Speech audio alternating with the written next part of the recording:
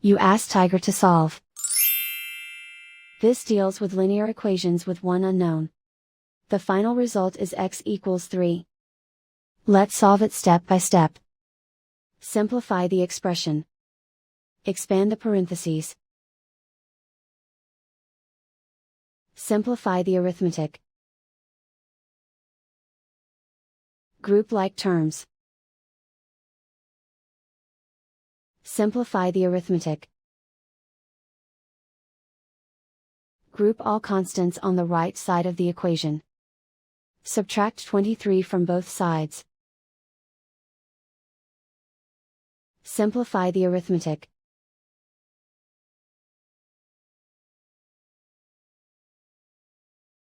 Isolate the x. Divide both sides by 8. Simplify the fraction. Find the greatest common factor of the numerator and denominator.